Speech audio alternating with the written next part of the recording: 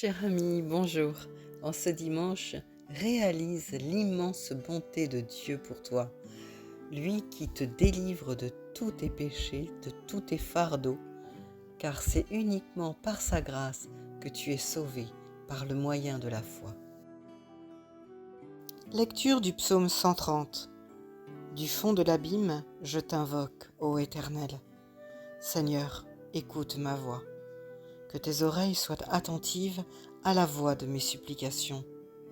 Si tu gardais le souvenir des iniquités éternelles, Seigneur, qui pourrait subsister? Mais le pardon se trouve auprès de toi, afin qu'on te craigne. J'espère en l'Éternel, mon âme espère, et j'attends sa promesse. Mon âme compte sur le Seigneur, plus que les gardes ne comptent sur le matin. Et toi, son peuple, mets ton espoir en l'Éternel, car la miséricorde est auprès de l'Éternel, et il multiplie les délivrances. C'est lui qui racheta ses enfants de toutes ses iniquités. Bien plus que le mal incarné par le péché, dans cette lecture, il est question de ses conséquences sur l'être humain. L'auteur de ce psaume se trouve au fond de l'abîme, suppliant son Dieu d'écouter sa voix et de le délivrer. Il compte sur la miséricorde de celui qui délivre, qui rachète les fautes, qui accorde la rémission des péchés et la rédemption en abondance. Auprès de lui seul se trouve le véritable pardon et la délivrance pour une vie meilleure. Seul Jésus réunit toutes ces caractéristiques. Seul Jésus, par son sacrifice à la croix, a porté toutes nos fautes. Ésaïe 53,4 nous dit « Cependant, ce sont nos souffrances qu'il a portées, c'est de nos douleurs qu'il s'est chargé, et nous l'avons considéré comme puni, frappé de Dieu et humilié. » L'apôtre Paul, dans sa lettre aux Romains, précise que tous les hommes ont péché, sans exception, et seraient privés de la gloire de Dieu, mais lui, gratuitement, il les a fait devenir justes. L'homme qui demande par la foi en Jésus le pardon de ses fautes est justifié par la foi, par le sang du Christ qui a coulé à la croix du Calvaire. Dieu a fait devenir justes dans sa grâce tous ceux qui croiront que le Christ a été l'instrument de pardon en son sang.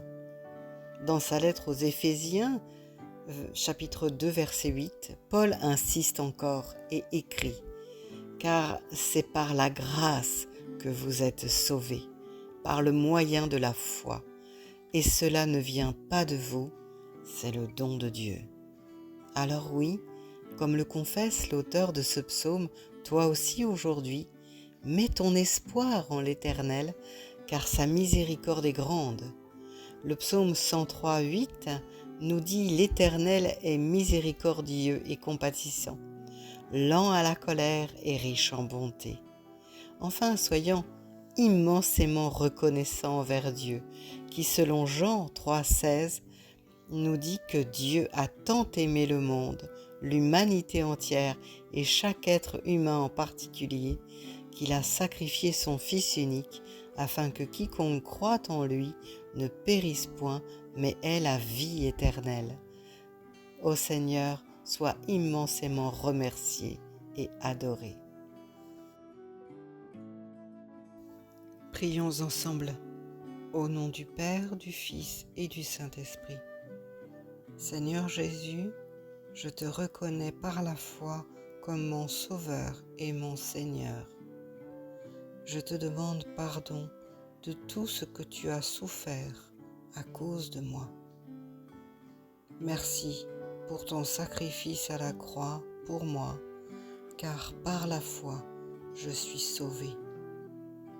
Seigneur Dieu, mon Père éternel, je viens te manifester mon immense reconnaissance de m'avoir gracié, pardonné, délivré de mes fautes par ton Fils unique Jésus-Christ.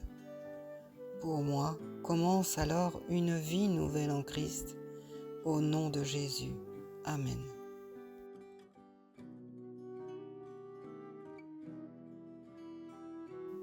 Notre Père qui es aux cieux, que ton nom soit sanctifié, que ton règne vienne, que ta volonté soit faite sur la terre comme au ciel. Donne-nous aujourd'hui notre pain de ce jour. Pardonne-nous nos offenses, comme nous pardonnons aussi à ceux qui nous ont offensés. Ne nous laisse pas entrer en tentation, mais délivre-nous du mal, car c'est à toi qu'appartiennent le règne,